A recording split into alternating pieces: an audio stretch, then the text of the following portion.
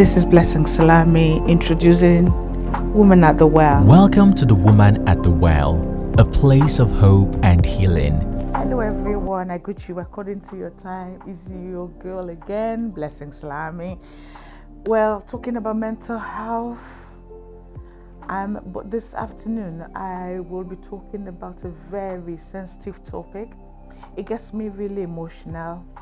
It doesn't just get me emotional, it also stimulates my love for God. It is one thing that when I look back, I believe that God preserved me for a purpose. And if you're somebody who is just giving in or giving up or thrown in the towel and think, do you know what, I've had enough,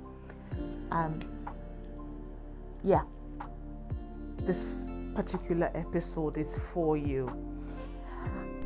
I believe this woman at the well who were discussing her issues or perceiving her issues to discuss must have gone through this particular topic. Guess what it is? Childlessness. Childlessness. It is sensitive to know. It gets people emotional. Well, here's the good news for you from the very words of God. I want to start with that. Wow.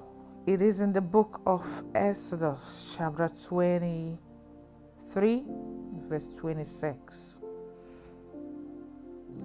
It says, none shall suffer miscarriage or be barren in the land. I will fulfill the number of your years. This is God promising us. The CSB version says, no woman will miscarry or be childless in the land. I will give you the full number of your days.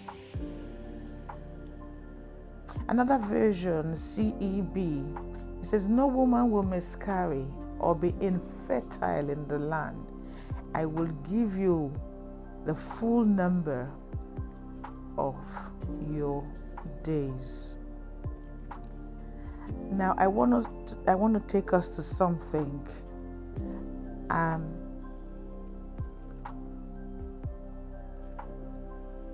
In the book of Genesis,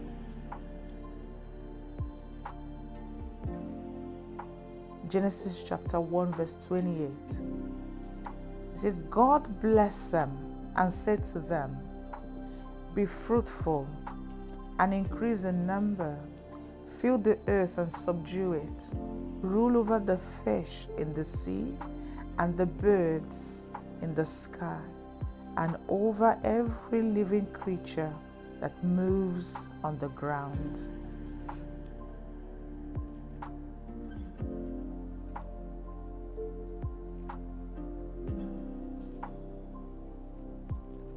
Hallelujah. I don't know if you heard that. It says here, God blessed them.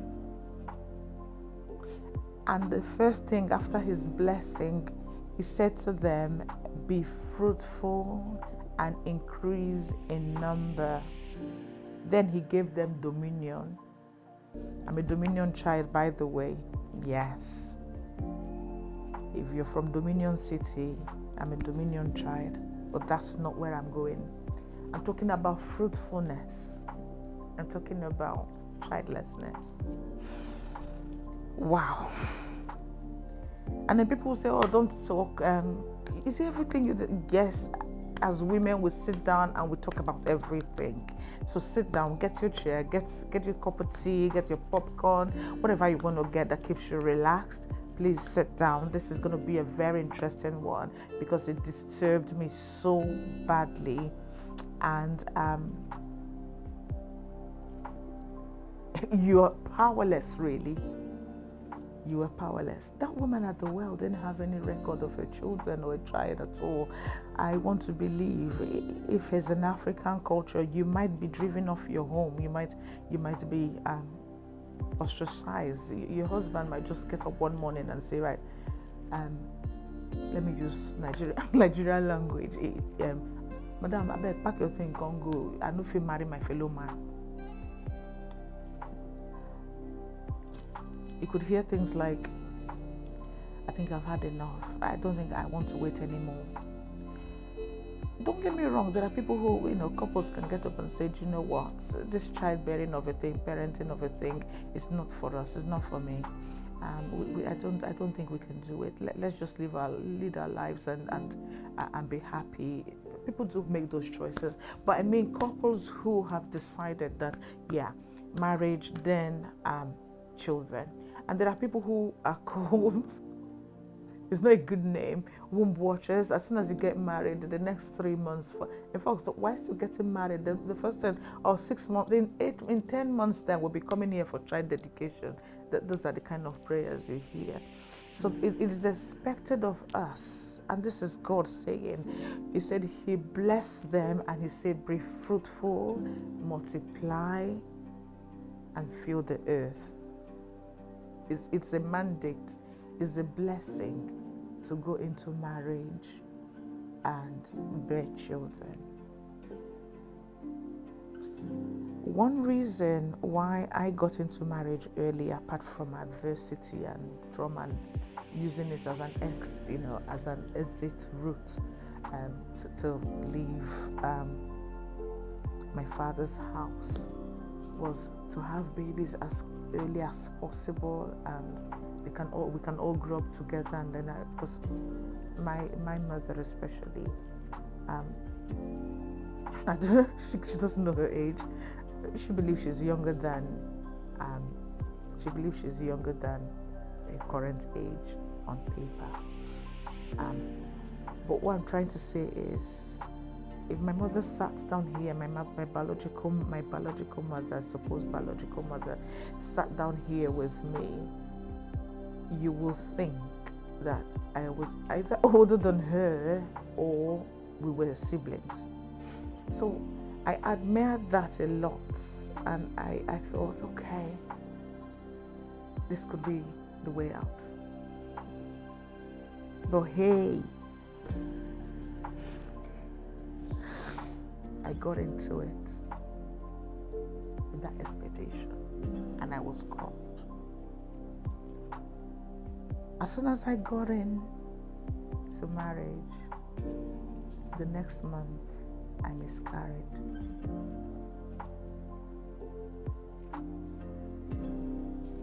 And I was like, okay, it's fine.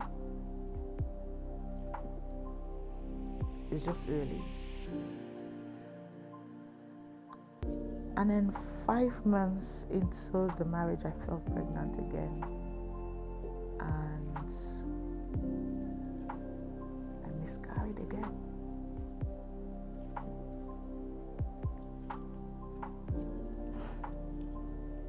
Then after that, there was no sign of pregnancy for a year. There were lots going on in the background. I'll talk about that another day.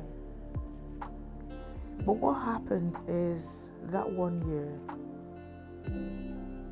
was tough.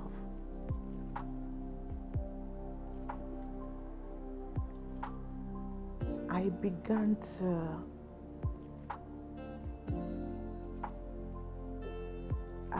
see myself as inadequate. I began to feel frustrated because, like I said, there were lots going on in the background. So for me, having a child would have been an escape for me. The child would have brought me comfort, but no, it didn't happen. Then I felt pregnant again after a year. I was so poorly, so ill. And I remember going to the lab with my ex-husband, and it turned out, because I didn't know I had been pregnant because of how ill I was, and then the technician was like, "Oh, congratulations, you're pregnant." And there was no happiness, there was no relief from the side of my ex-husband. And he was like, "Have you heard it? It is pregnancy. So I think you should put your butts together now and let's go home. You don't have to be ill." That again traumatized me. I was like, "Oh, okay." So when we go home, not too long, I lost it again.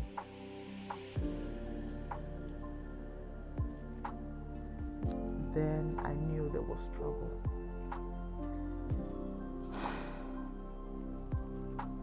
When I lost the third one, then I thought, this is not going to happen as I thought. And we were 2 years into marriage. Then I think it was then I moved to, no, before that, there was another one where I fell pregnant, and my mother in the Lord called me. He said, "Chichi, you are pregnant, and we were supposed to go for this occasion." And she said, "No matter what happens, please don't go. Stay here, let your husband go. It was a family thing. Don't go." And he was like, "Oh, she has to go, blah, blah, blah, because it's a family occasion. She's doing that and that and that." But you just got to obey. So summon courage, got in. I think I was 2 months pregnant. Summoned courage, went in. When we went that night, I don't forget it. I had a dream where this snake crawled into the same bed where I was and bit me. As soon as the snake bit me, I shouted, "Jesus," got up, and I was already bleeding.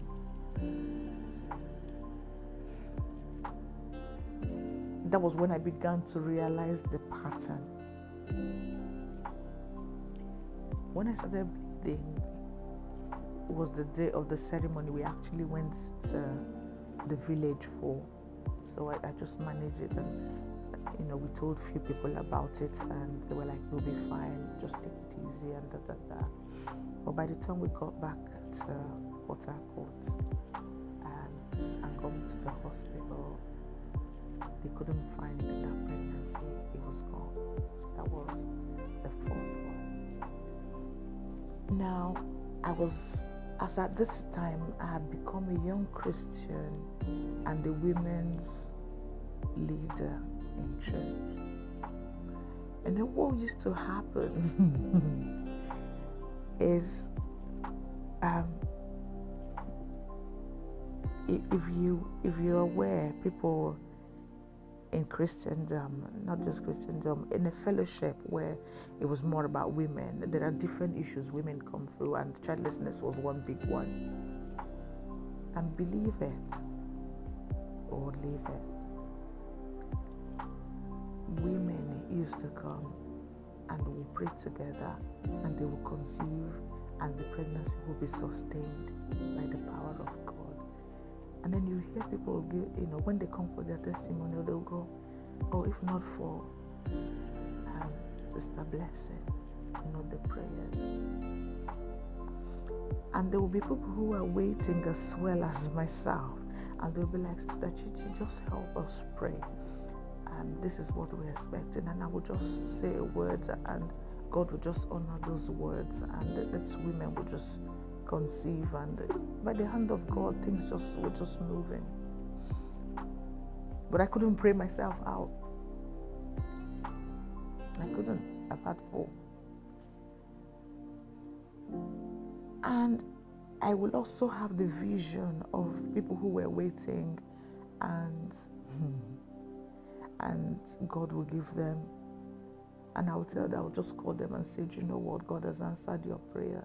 You are pregnant. God has answered your prayer. This is what you're having.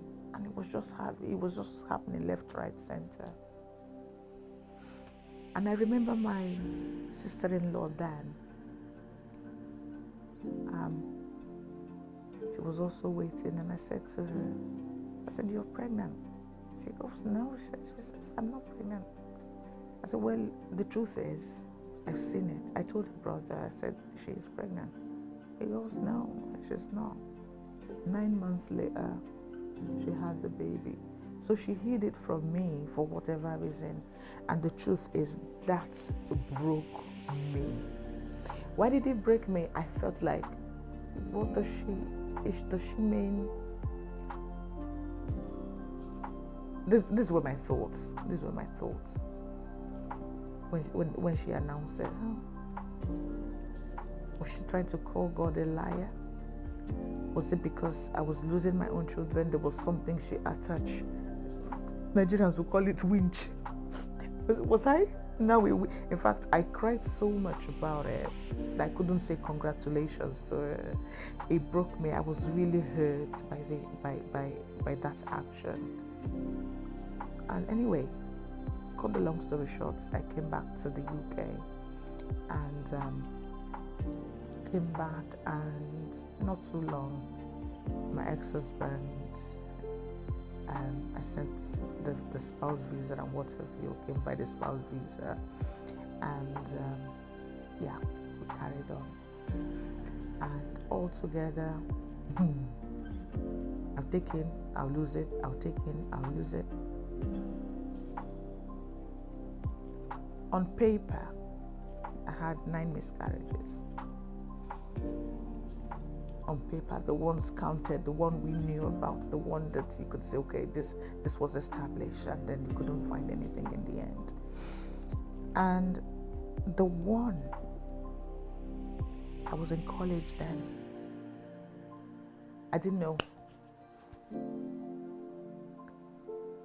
And I had this severe pain, so severe. I couldn't walk, I couldn't get up, nothing. And I remember, from the students' services, they brought in they rang the emergency services, took me to the Heath Hospital here in Cardiff, and they discovered I was pregnant.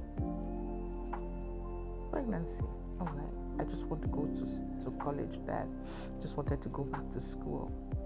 If you followed my previous video, you will know I had no qualification or nothing. I started as an adult student.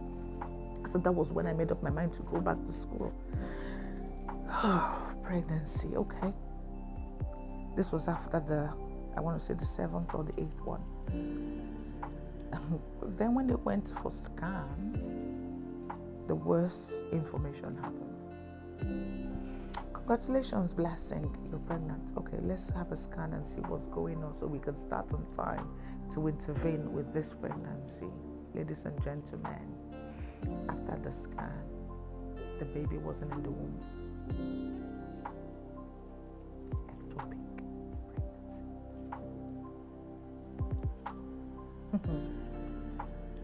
Ectopic pregnancy for somebody who was really expecting.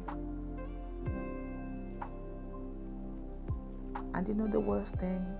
There were 2, please pardon my grammar, pardon my English. There are 2 fetus or 2 fetuses, however you want to call it. There were 2 hanging outside the womb.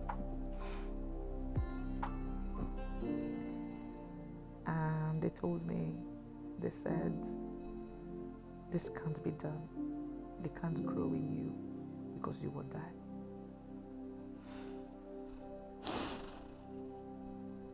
They didn't discharge me, they refused. Went into the toilet, I passed out because of the shock. And they found me straight into the theater. And then, after everything, And I remember the doctor sitting down beside me like that. She just sat down. How are you, Blessing? Beautiful woman. What are you doing? I said, I'm working and I'm in college. She said, you're such a beautiful woman and a resilient one at that. I've read through your notes, my dear. And I'm going to tell you something good. And I'm going to tell you something not so good. And then when the doctor said not so good, brace up for whatever was coming. And when she said that, my heart sunk. She said the surgery was successful. But the thing here is, you've had so many miscarriages. And whilst we were carrying out the operation, we had to remove the one of your tube. So that means if your chances before was 100%, you now have 50%. And if your chances of conception was 50, I'm afraid you only have 1%. And she said to me, I think you should concentrate more because of your mental health, because of your well-being, and your body's changed over time. And yes, my body had gone through a lot of processing and what have you. I did not mention to you, whilst I was having all these miscarriages in Nigeria, Africa, I got introduced, we are from the riverine part, I got introduced to the Ijo women. We go there for massage. And not just massage, they will give you some sort of roots and what have you, concoction. And I was taking all that, not knowing what they were missing. I just wanted a child, for God's sake, I wanted one. Yeah, I didn't mention that. So, when the lady said that, she said, I think you should just concentrate on your career, your well-being and everything else. If push comes to shove, you can go for IVF. But seeing how much your weight now will deprive you of going for IVF, you might not succeed in the IVF. Your other option could be adoption. I bent down and I cried. I said, wow. So this is how my expectation of having a child ends. I can't. I called the few people. I called my biological mother. I called my spiritual mother. I told my siblings. I said, this is it. I could go for adoption because I wasn't going through the best of marriages anyway. And I was happy to go for adoption, to be honest. I was, because I know IVF, with what she has said, biologically speaking, it might not work.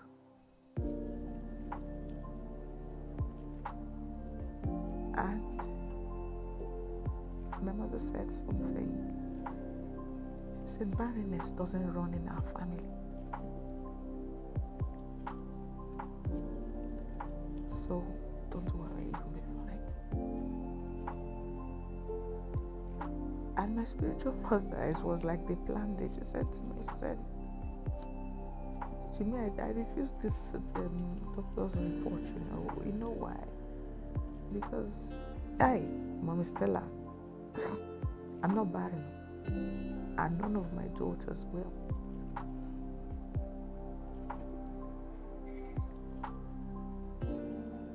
And she said, barrenness doesn't run in our family. Even if it was one, you will get, but I do not subscribe to adoption. This is my biological mother now saying, even if it was adoption, I don't subscribe to, so you have to wait. When we were talking about this waiting, I was gone past 30 years. I had gone past the age of 30. Remember, I got married at 24.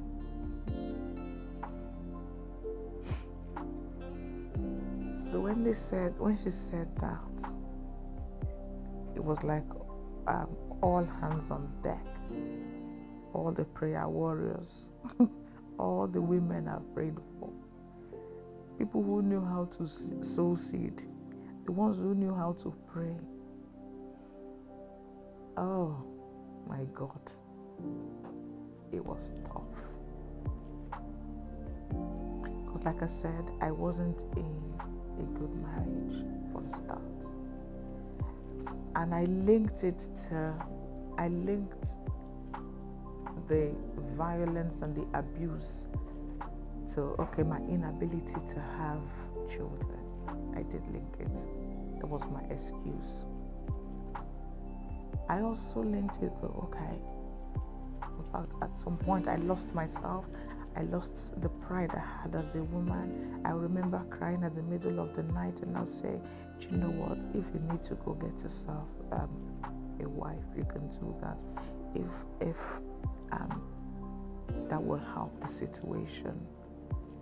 Because I was just comfort eating then.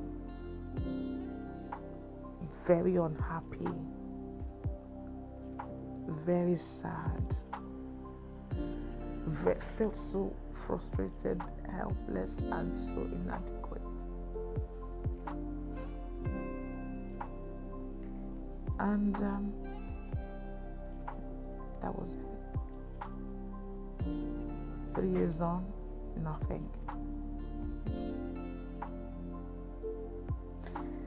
And I remember going, thank God it's very close to Mother's Day that year.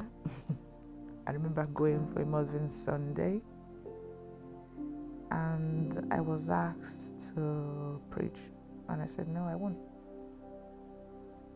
I'm not a mom. And remember the pastor's wife saying, you have to. I said, I'm not going to do it. You do it. Do whatever. She said, okay, you can minister to women. I said, I'm not going to do it. And we're talking about preparing for Mother's Sunday. She said, okay, if that's what you want, that's fine.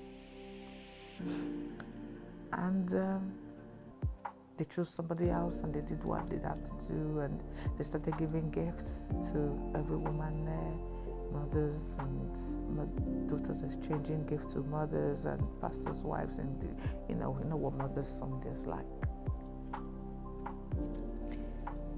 And during that service, I said, no, I don't need the gift. I'm not a mother. I got very rebellious.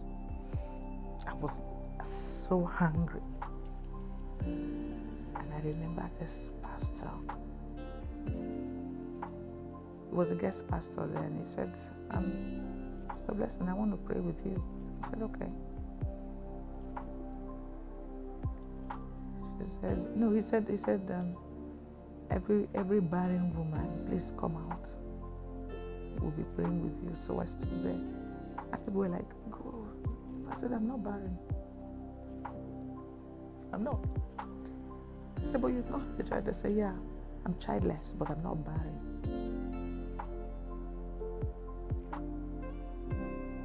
And he actually called me out. And I said to him, Pastor Martin, you can verify here in Cardiff.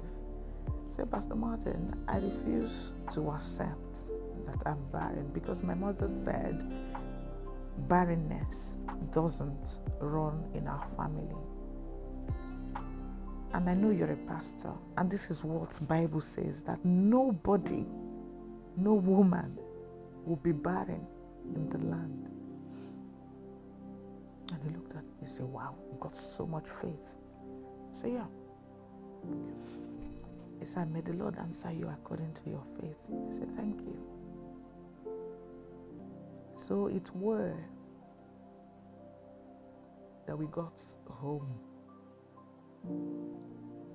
And hey ho, it was March. And hey ho, 3 years after, I conceived. And that was the longest wait. That same month, I conceived.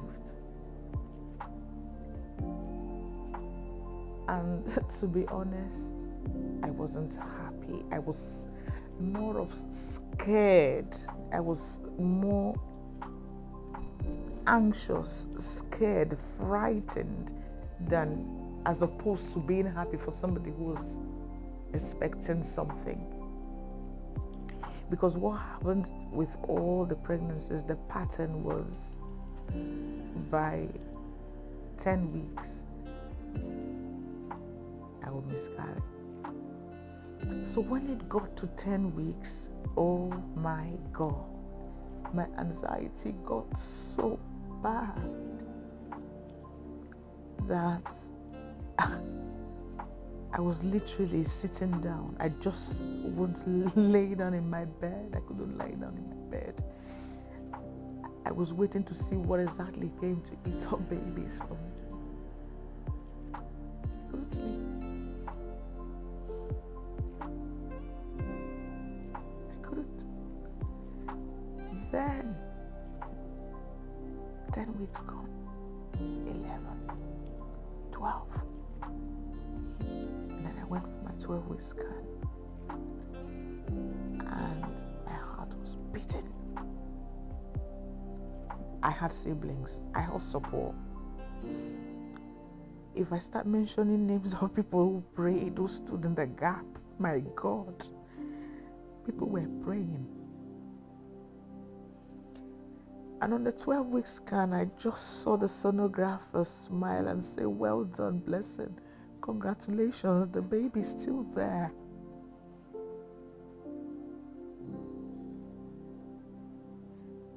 Then I had a relief. She said, "Okay, at this point, we'll have to start investigating. At least you've beaten..." Sorry, tears of joy now. He said, "You've gone past that stage, so let's see what's going on." Then the investigation started immediately. Everything was going on well. But there was something they said, no matter what happens, remain in Cardiff. Don't do this, do that, don't do that, do that, all the laws. And everything was going on well, everything going on fine. Until the 6th month, 24 weeks, 25 weeks.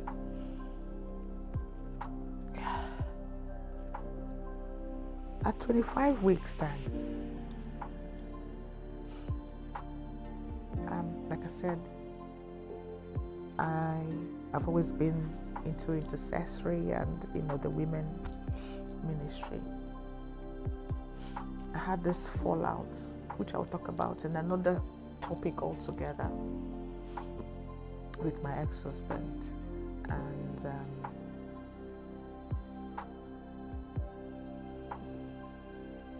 I had the argument after the argument. We had a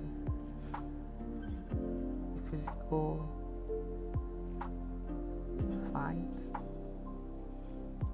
that led him pushing me, when get off the way, and then that push. I just shoved it. Nothing happened after that. But I remember going out to church and then sat down. I was the one leading the prayer, so I finished leading intercessory time, and then just sat down, and then they were just getting cups of tea, and if you know, the women, they were just literally carrying me like egg. Everyone was just expecting. I was just being so pampered. So they went in to get me a cup of tea. And whilst getting the cup of tea, I just felt this, what's it called, sensation around my chair, soaking wet water. So it was just so wet. And then I felt it, and then I got up. I said, oh, I must have wet myself. So I got up. As I got up, the water was more than I thought. I whispered to the pastor's wife, may her soul find rest. She at the time was a retired midwife. So I whispered to her, I said, Mama, I've wet myself. What am I going to do? She went, what do you mean wet yourself? I said, yeah. She went, stay where you are, don't move. So she went and she got gloves. She went, blessing, the water is going, you know. And I said, what do you mean water going? I don't understand what's happening. So she said, just sit down there. And then she whispered to another retired midwife also. She said, I think Blessing is losing her water. I didn't understand what they were saying. We're talking about 25 weeks now. And she said, just hang on there. Are you having any pain? No. Put your feet up, don't do anything. Then she rang the ambulance. And then they came. They said, can you walk this? She said, no, she's not walking. Get a stretcher. She had this very commanding day. Obviously, she knew her profession. So they got me in. I was still confused. So I called my mom, who was far away. I said, what does it mean when water breaks? She goes, oh, you'll be fine. Just be a woman. But it's okay. I was like, oh, okay. She said, are you having any pain? I said, no. She said, you'll be okay. So then I got to the hospital. They said, oh, Blessing. Oh, I was like, okay, this doesn't sound good. What is going on? They said, well, your 4 water is gone, and it doesn't seem like you have enough water left in the amino fluid. And the grad started speaking all the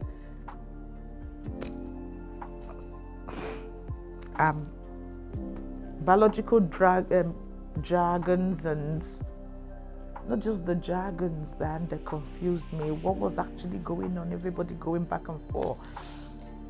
And then I called one of them. I said to her, what's happening?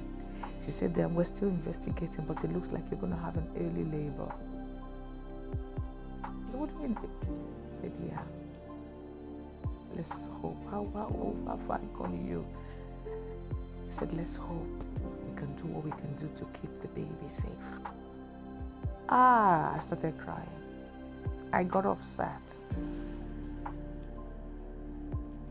I said, Mom, they said I'm going into labor. She said, calm down, you'll be fine. I called my spiritual mom. She said, you will not cast your young. That is why I read the scripture. She said, you will not lose it. You will not lose the baby. Do you know what you're having? I said, no. No preparation at all. Nothing. I bought few things, but when you just see something in excitement. So it were. The first day, they said, oh, you have to go back home. And then, obviously, Mrs. Thomas, the pastor's wife, called them and said, how dare you send her back home? If anything happens to my, she took it really personal. So I was called back into hospital and I was given a bed. So it happened on a Monday. On a Tuesday, I stayed there. By Wednesday, obviously, they were investigating and checking, and then I started the blessing. It seems like the baby is going to come, and we're making arrangements now for you to have the baby because we haven't got any bed in Cardiff, and we're looking for where we can actually accommodate an early baby as early as that one. And this investigation they started looking for. And then they came back 2 hours later. Blessing, there was nowhere in Wales where you could have the baby. I mean, the baby is coming too young, and with your history, we're doing everything possible to make sure the baby is kept safe. So it's where people of God, women, If you're holding on, hold on, because God doesn't fail. And they found nowhere, and they called the women's hospital in London, and there was no space. I swear there's no room. And finally, they found a place for me, Birmingham Women's Hospital. Birmingham, he came to me.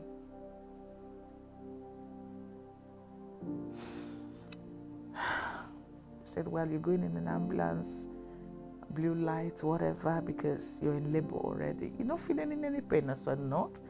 Oh, well, this is the truth. The thing is, you're in labor already, and the baby is just engaged to come and whatever you and da. I didn't know what was happening. Never been to an antenatal class. I was only 25 weeks pregnant. 25, we were talking about 25 weeks, 6 days on that day now. Got into Birmingham, got into bed. Did you want food? No, I don't feel, I'm not hungry. Do you want any medication? Are you in pain? No. Okay. If you need any painkillers, let us know. If you're in pain, let us know.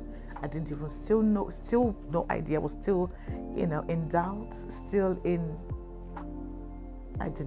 just in my own world.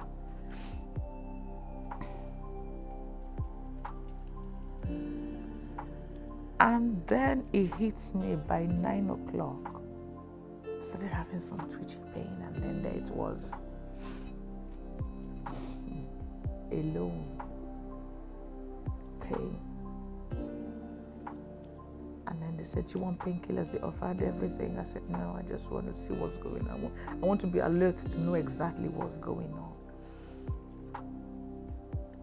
And I remember myself going in that pain.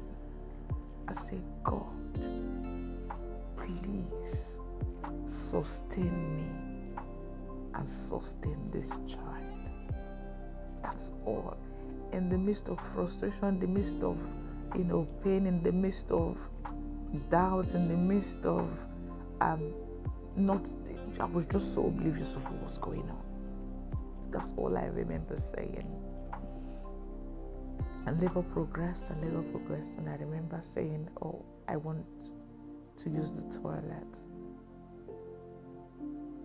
I threw up first and threw up the second time, and I said, I want to use the toilet.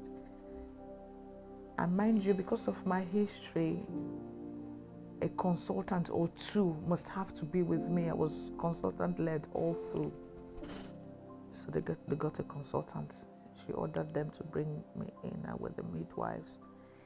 And there I was in labor from 11 o'clock. From that 9 o'clock, even though they were twitching, then it progressed into 11. 10 minutes passed. I gave birth to that little one. Women, ladies, gentlemen, viewers, subscribers, that's how I gave birth to a 25-weekers, how they call them, very prem. Not that she was only prem, she had died. She came out blue, smelly.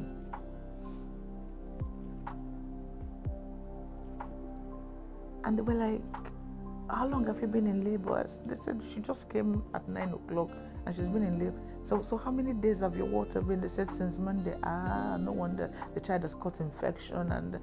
And then whilst they were trying to, talk about this and that. Remember, I was in labor room on my own. This child, they were trying to put inside a waterproof bag. They raised the bag and then they tried to put it on. She put her finger through, and the baby, who was obviously blue in color, broke through the waterproof. And they said, the baby is alive.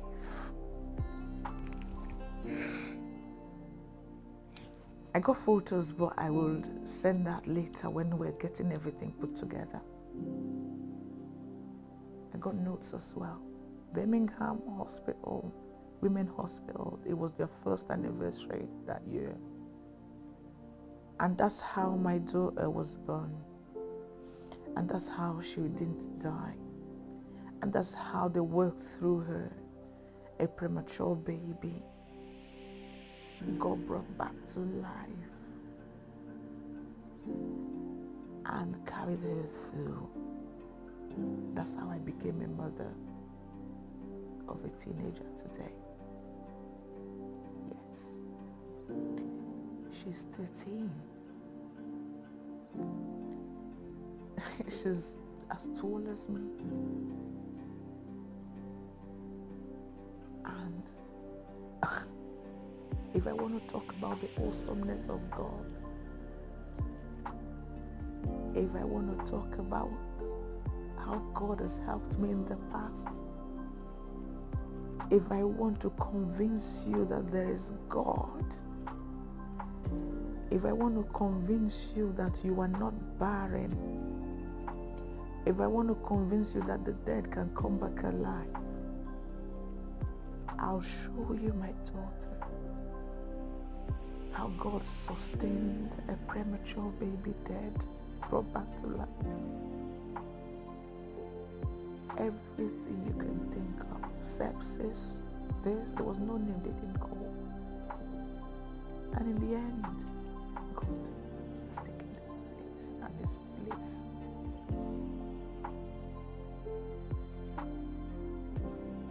Are you barren? No. You are childless. You are waiting. It is your time.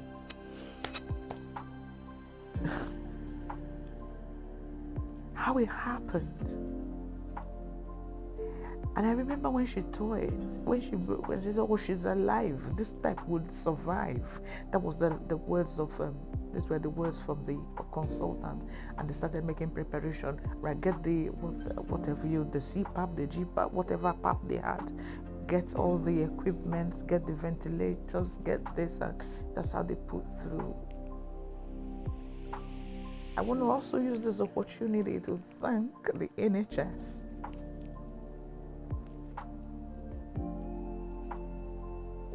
The National Health Services. I do go now and again and to Birmingham to say thank you and then show her how things were.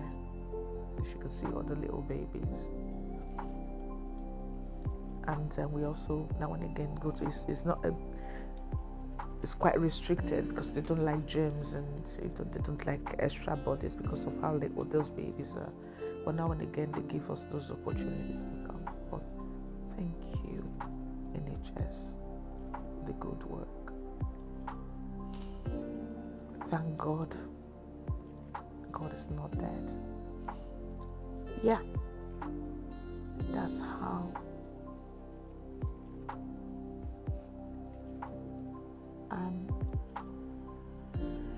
my mental health in terms of childlessness.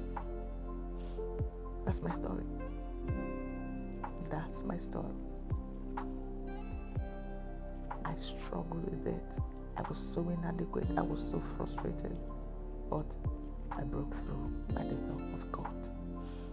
And the child is here today. He's a teenager. You're next in line.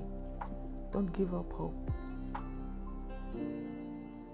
That mental illness as a result of childlessness, as a result of series of miscarriages, nah. If he did it for me, he can do it for you. For the sake of your mental health, keep doing what you're doing at the expected time, God's own time. He will give it to you. He will. That's what he specializes in doing. When I speak to you, it doesn't matter the age. I've seen women in their 50s these days conceiving, and I'll bring in more stories. about this particular issue because it's a big killer of our mental health. It deprives you of the joy. You feel so frustrated. It is so helpless. I mean, if you can, some people can, surrogate, and surrogacy is there now. Adoption is there now. But when you're really desperate to have it and they're not forthcoming, yes, it can affect your mental health. It can. And you see yourself thinking you're losing it, you're losing your mind. I said, I felt so inadequate, and I thought, you know what? If this is why you're punishing me, if this is why this is that, I'm happy for you to go out and get it. I wasn't myself. I lost the remaining self I had. But here we are. And then I'll tell you another story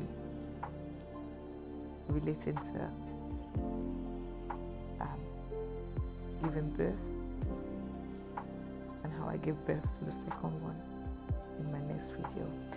God bless you. You are more than enough. Childlessness shouldn't define you, because at the appointed time, He will give you that which you desire. And He makes it beautiful. You will forget that you ever walked on that road of barrenness. No, not barrenness. For me, it's childlessness, because I am fruitful. You are fruitful. Your husband is fruitful. Your children are fruitful. Do not let it define you. Don't be mentally ill because you can't give birth today. Don't remain there. Don't remain there. The one who gave Sarah children. Maybe you didn't see Sarah. Okay, you didn't hear about Anna. You didn't hear about Elizabeth. You've heard about me today. In all, 7 years?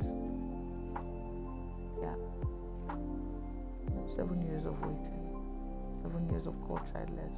7 years of saying, okay, I remember it was just one fallopian tube.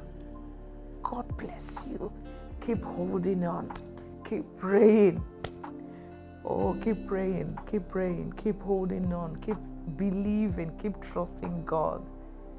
And don't forget, your mental health is as important as your physical health. You are blessed. See you soon.